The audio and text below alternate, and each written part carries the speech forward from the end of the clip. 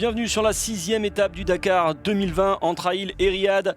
Juste avant la journée de repos, la plus longue spéciale avec 478 km et les premières dunes, changement de décor, donc 100% de sable et des franchissements.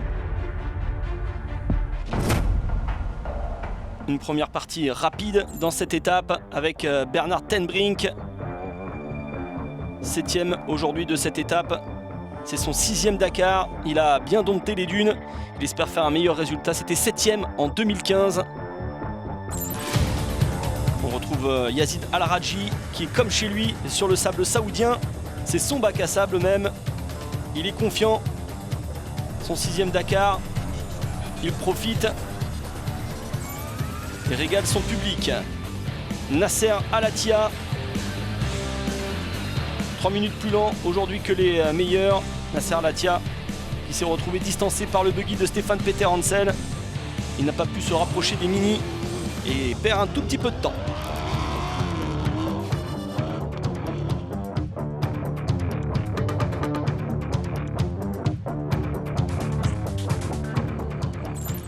Et justement les buggy on les retrouve avec Carlos Sainz. Oubliez l'abandon de l'an dernier, il semble bien parti. Il était le premier à prendre le départ en voiture puisqu'il a remporté l'étape d'hier. Il est le deuxième plus rapide sur cette étape. Il conserve son avance en tête. Belle journée pour l'Espagnol. Et on retrouve Stefan Peter Hansel qui est comme chez lui dans les dunes. Une deuxième victoire d'étape pour Monsieur Dakar. Et un buggy qui rassure. Stefan Peter Hansel, Carlos Sainz, Nasser Al-Attiyah. Une belle triplette en tête de ce Dakar pour un superbe spectacle jusqu'à l'arrivée.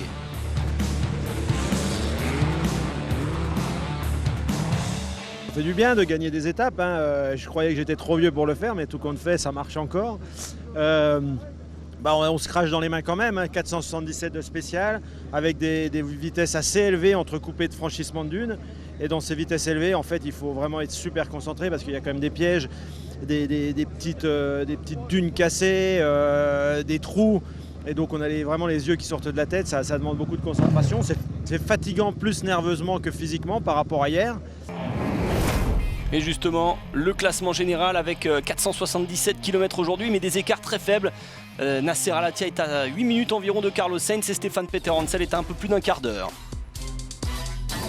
La catégorie DSSV à présent avec Cyril Després et Mike Horn qui ne sont plus dans le classement général, mais ils sont toujours en lice. Le duo a été rapide hier, a remporté l'étape et aujourd'hui solide en 4e position. On retrouve le Polonais Aaron Domzala, vainqueur de 2 étapes sur ce Dakar 2020, mais il est inconstant, 11e place aujourd'hui. Salah Al-Sayef a été une surprise de l'étape 5, il a terminé 3e, mais le pilote saoudien a perdu 20 minutes aujourd'hui. Il s'est même fait distancer par Kaise Curry. L'Américain a perdu 11 minutes lui, mais il est toujours 2e au général. C'est Fares Gel qui est parti 34e, qui est allé chercher la victoire d'étape, même s'il est hors course au général. Et le vrai vainqueur de la journée, c'est Chaleco Lopez, qui est de retour en tête du classement, avec environ 10 minutes d'avance sur Kaise Curry. Sergei Karyakin est lui 3e à près de 30 minutes.